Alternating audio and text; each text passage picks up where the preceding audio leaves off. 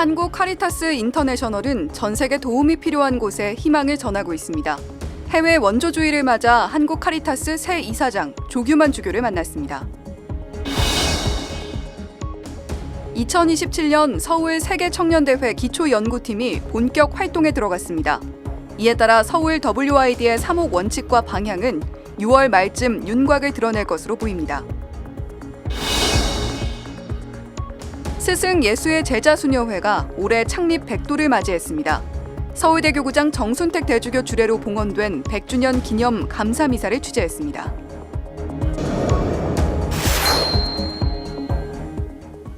시청자 여러분 안녕하십니까? 1월 26일 금요일 CPBC 뉴스입니다. 오는 주일은 32번째 맞는 해외 원조주일입니다. 전 세계 도움이 필요한 곳에 희망을 전하는 단체, 바로 한국 카리타스 인터내셔널인데요. 해외 원조주의를 맞아 한국 카리타스 인터내셔널 새 이사장을 맡게 된 조규만 주교를 만나봤습니다. 김영규 기자입니다. 올해 해외 원조주일의 주제는 인류는 한 가족, 모든 이에게 양식을입니다. 현재 인류는 자연재해와 전쟁 등 생존을 위협하는 여러 문제에 직면하고 있습니다.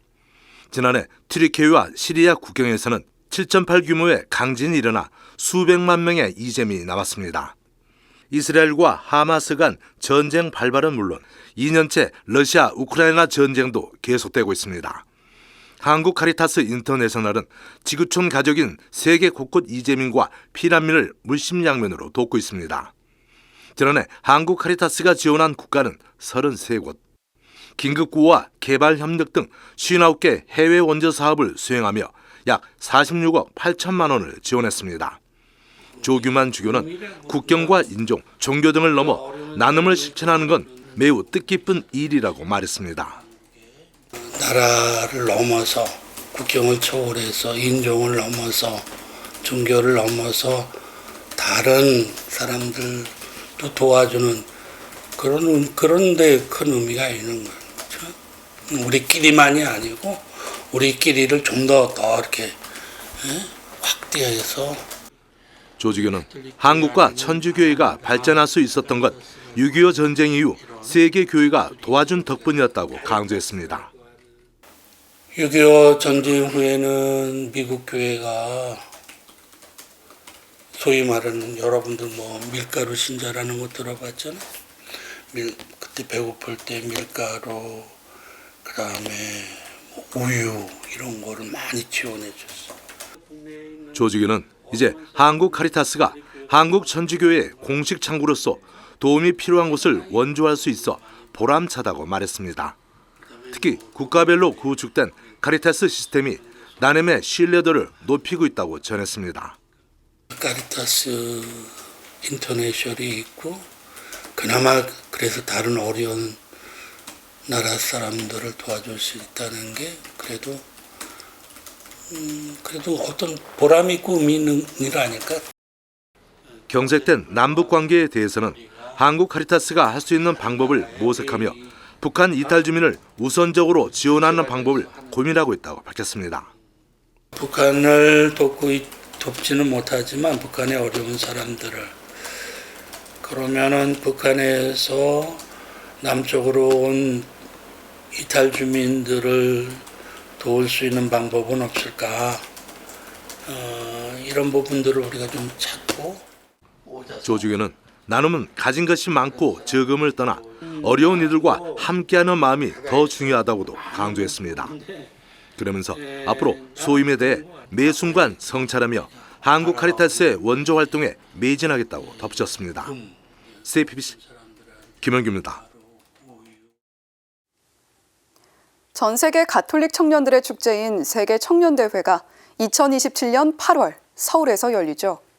서울 세계청년대회를 위한 첫걸음이 시작됐습니다. 각계각층으로 구성된 기초연구팀이 본격적인 활동에 들어갔는데요. 상반기가 끝나는 6월 말쯤 서울 세계청년대회 3옥 원칙과 방향이 도출될 전망입니다. 김혜영 기자입니다. 다양한 본당과 기관에서 온 이들이 서울대교구청 대회의실을 가득 메웠습니다. 서울대교구 청소년국 사제부터 본당 사제, 수도회 사제, 피정을 지도하는 수녀, 대학생, 주일학교 교사, 교구 직원, 그리고 청소년과 청년을 자녀로 둔 부모까지. 이 중엔 세계 청년대회에 여러 번 참가한 이도 있고 참가 경험이 없는 사람도 있습니다. 중요한 건 자신의 생각과 경험을 서울 세계 청년대회를 위해 기꺼이 나누기로 했다는 것. 좋은 경험들을 가진 여러분들의 이야기들이 바로 2027년 WID를 준비하는 가장 중요한 자산이라고 믿고 여러분들을 찾아냈어요. WID 사목 산하 기초연구팀은 서울 세계청년대회의 근간이 될 젊은이 사목을 진단하고 WID 사목의 구체적인 목표와 원칙, 방향을 수립하기 위해 구성됐습니다.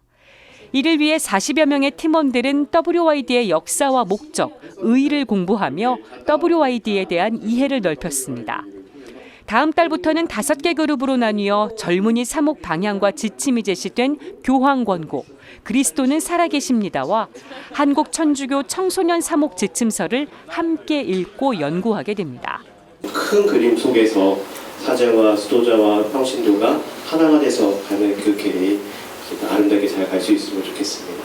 배우면서 제가 가진 것들을 나눌 수 있으면 최대한 꺼내서 나눌 수 있도록 노력하겠습니다. 이에 따라 6월 말쯤 서울 세계청년대회의 사목 원칙과 방향이 모습을 드러낼 전망입니다. 이는 한국 천주교회와 서울대교구의 젊은이 사목에도 귀중한 자료가 될 것으로 기대됩니다. 서울 세계 청년 대회를 통해 신앙의 열정을 되살려 교회와 세상을 새롭게 하며 땅끝까지 복음을 선포하게 하소서. CPBC 김혜영입니다. 미디어 사도로서 사명을 실천해온 복자 야고보 알베리온의 신부가 창립한 수도회죠. 스승 예수의 제자 수녀회가 올해로 창립 100도를 맞았습니다. 전은지 기자가 100주년 기념 감사미사에 다녀왔습니다. 20세기 초 산업혁명이 촉발한 빈부격차가 극에 달했던 시기. 교회는 어려움 속에서도 예수 그리스도만이 참된 구원자임을 믿으며 성체신심을 실천했습니다. 이러한 교회의 방향성에 감화한 알베리온의 신부는 1924년 스승 예수의 제자 수녀회를 창립합니다.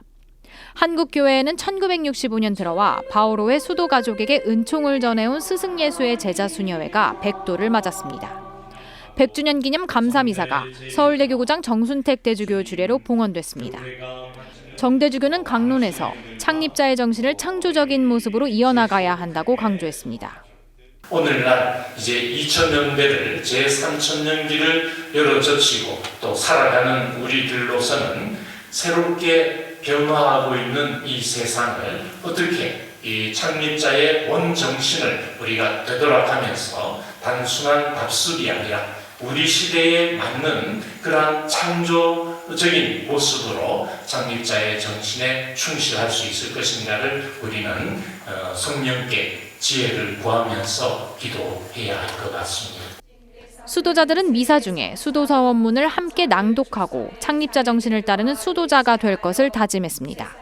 창립자 복자 야고보 알베리온 신부님의 카리스마를 오늘 이 세상에서 창조적 충실성으로 살아가도록 노력하는 그러한 제자들 되겠습니다. 함께 기도해 주시고 그리고 앞으로도 스승 예수님의 배움터에서 열심히 살아갈 수 있도록 기도 부탁드립니다. 교황청 내사원은 스승 예수의 제자 수녀회 100도를 맞아 지난해 11월부터 오는 3월 25일까지 전대사를 수여하고 있습니다. 수녀회 회원들과 모든 신자는 희년 예식에 참여하고 수녀회에 속한 거룩한 장소를 순례하면 전대사를 받을 수 있습니다. 주님의 기도와 복되신 동정 마리아와 창립자인 복자 야고보 알베리온의 기도도 바쳐야 합니다. CPBC 전은지입니다. 세계 곳곳에서 전쟁이 계속 이어지고 있습니다. 이제는 전쟁뿐만이 아니라 전쟁 전후의 상황이 인류가 직면한 기후위기에 어떤 영향을 미치게 될지 또 생각해야 할 때라는 지적이 나오는데요. 기후위기 시대 전쟁이 아닌 평화로 나아가기 위해선 어떤 대응과 조치가 필요한지 함께 생각해 보시죠. 녹색전환연구소 지역전환팀 배보람 팀장님과 함께 이야기 나눠보겠습니다. 팀장님 어서 오세요. 네, 안녕하세요. 예, 지금 뭐 이스라엘 하마스 전쟁은 2023년 그러니까 지난해 10월부터 이어지고 있고 러시아와 우크라이나 전쟁은 뭐 700일 넘게 계속되고 있는 상황입니다. 전쟁이 기후 위기에 미치는 영향은 얼마나 심각한가요? 네, 우크라이나 전쟁이 지난 2022년도 2월에 발발해서 이제 곧 3년째를 맞이하게 되는데요. 예. 최근 우크라이나의 정부기관과 그리고 우크라이나에 있는 환경단체들의 전문가들이 같이 연구 보고서를 발간한 것이 있습니다. 지난해 이제 12월에 나온 보고서를 보면 전쟁 발발한 지 18개월, 한 550여일간 동안 배출됐던 온실가스 양이 약 1억 5천 톤에 달하는데요. 이 온실가스 배출량을 비교해 보자면 네덜란드나 벨기에와 같은 국가들이 1년간 배출하는 온실가스의 양과 비슷한 수준입니다. 이것은 전쟁 자체가 온실가스를 상당하게 많이 배출하고 있음을 알려주는데요. 중요한 것은 이렇게 추산된 정보들 자체도 전쟁이나 군사활동은 국가 안보와 연결되어 있기 때문에 모든 정보가 공개된 게 아니라는 점에서 과소추산되었을 가능성이 크다는 점에서 기후위기와 아주 긴밀하게 영향이 있다고 볼 수 있겠습니다. 예, 1억 5천만 톤 말만 들어도 상당히 많은 양처럼 느껴지는데 이마저도 좀 과소평가되어 있을 가능성이 굉장히 많다라는 이야기 해주셨습니다. 뭐 사실 전쟁이 아니더라도 무기 생산을 통해서 군비 증강, 군사 활동이 기후위기에 주는 영향도 상당할 것 같은데요. 어떻습니까? 그렇습니다. 그 군사 활동을 위해서 무기 생산이 매우 중요하고 무기를 확보하는 게 중요할 텐데요. 스톡홀름 평화연구에서 발표한 자료에 따르면 2022년도를 기준으로 전 세계 국방비 예산이 2천억 달러를 넘어섰다고 합니다. 한국 같은 경우도 상당히 많은 국방 예산을 이제 지출하고 있고, 특히 이제 남북 관계 긴장 상황이 계속되면서 나라 재정 전체를 긴축 재정을 하고 있는 상황에서도 국방 예산은 증가했습니다. 이 국방 예산의 증가를 하는 이유에 대해서 국방부는 북핵 미사일 위기가 계속되고 핵 안보 위협이 있기 때문에 국방 예산이 필요하다고 이제 이야기하고 있죠. 수년째 전쟁이 계속되고 있는 우크라이나 같은 경우는 GDP의 35% 정도가 군사비로 되고 있다라는 데이터가 있습니다. 이런 것들을 봤을 때 국방 예산이 아니라 기후위기에 대응할 수 있도록 이 군사비 지출을 다른 곳으로 전유할 수 있다면 사실 이 기후위기에 대한 전쟁과 무기 활동에 주는 영향들 좀 줄이면서도 복지와 그리고 에너지 전환을 실천할 수 있다는 점에서 매우 중요할 것 같습니다. 예, 우리나라도 사실 이번 한 주 동안 정말 매서운 추위가 찾아왔고요. 미국 같은 경우는 이상기후로 뭐 영하 57도까지도 이야기가 나왔었죠. 자, 지금 군비가 만약에 기후위기에 대한 대응으로 예산이 책정이 된다라고 한다면 훨씬 더 빠르게 이 위기를 극복할 수 있지 않을까라는 생각도 듭니다. 자, 지금 한국산 무기가 세계 곳곳에 수출되고 있습니다. 이 부분은 어떤 시각으로 보고 계신지도 궁금하네요. 네, 그 스톡홀름 평화연구에서 발표한 자료에 따르면 전 세계 100대 무기 산업 중에 한국 기업은 4개가 포함이 되어 있습니다. 최근 발표된 자료에 따르면 그러한데요. 이제 우선은 무기 판매와 수출이 활성화된다는 건 한편으론 무기와 전쟁이 상품화되는 것이라고 이해할 수 있습니다. 그런 지점에서 사실은 윤리의 문제가 있죠. 무기를 팔아서 그게 살상 무기가 되고 사람들이 살고 있는 도시와 학교를 파괴하는데 한국산 무기가 수출되는 것은 사실 정치적으로나 윤리적으로 올바른 일인가라고 질문을 해볼 수 있을 것 같습니다. 다른 한 가지는 이 국가 전략으로서 무기가 수출 산업이 되었을 경우에는 정부가 여기에 대한 많은 지원들과 그다음에 제도적 지원들을 하게끔 되어 있는데요. 이런 부분들도 사실 계속 저희가 얘기했던 것처럼 정부의 재정이 국방 산업과 무기에 지원되는 것이 아니라 기후위기나 에너지 전환을 대응하기 위한 것으로 전환될 수 있는데 이 한정된 자원을 전쟁과 무기에 쓴다는 것이 문제가 있을 수 있을 것 같습니다. 예, 지금 뭐 세계 곳곳에서 군비 경쟁도 상당히 활발하게 이루어지고 있는데 이 상황이 상품화로 이어지는 것은 아닌가 우려의 시선으로 바라봐야 할 때다라고 이야기해 주셨습니다. 지금 기후위기와 평화의 관점에서 봤을 때 한국 정부의 정책 전환은 어느 방향으로 이루어져야 할까요? 최근 북한에서 열차 전복 사고가 있어서 한 400여 명의 북한 주민들이 사망하는 사고가 있었다고 언론 보도가 있었습니다. 그 언론 보도에 따르면 이 열차가 전복한 이유가 바로 전력 부족이었다고 해요. 남북 관계가 지금 최근 매우 긴장된 상황으로 달려가고 있고 이 무기 증강과 군사적 그 긴장들이 높아가는 상황에서 어쩌면 지금 남북 관계에 정말로 필요한 것들, 북한의 주민들과 남한의 시민들에게 필요한 것은 이 두 국가가 군비 경쟁을 하는 것이 아니라 에너지 협력과 기후위기 대응을 통해서 서로가 조금 더 좋게 잘 살 수 있는 조건들을 만드는 게 아닐까라는 생각이 들고 한국 정부도 이러한 관점에서 외교와 통일 정책이 군사적 긴장과 안보 갈등이 아니라 기후 위기를 위한 대응과 협력으로 바뀌어야 될 필요성이 있을 것 같습니다. 국제사회가 함께 움직여야 될 텐데 어떤 노력들이 더 필요할까요? 우선 군사와 무기 그리고 전쟁에 대한 온실가스 배출량을 국제적 규범에서 관리할 수 있도록 해야 될 것 같습니다. 그래서 특히 유엔 기후변화 협약을 통해서 군사활동과 무기에 대한 온실가스 배출량을 측정할 수 있도록 하고 그것들이 공개됨으로써 시민들이 무기와 전쟁, 군사활동에 대한 감시를 할 수 있는 여력들을 더 넓혀주는 것이 필요할 것 같습니다.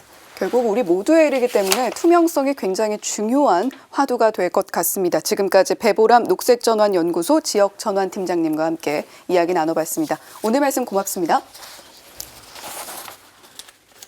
이상으로 CPBC 뉴스를 마칩니다. 시청해주신 여러분 고맙습니다.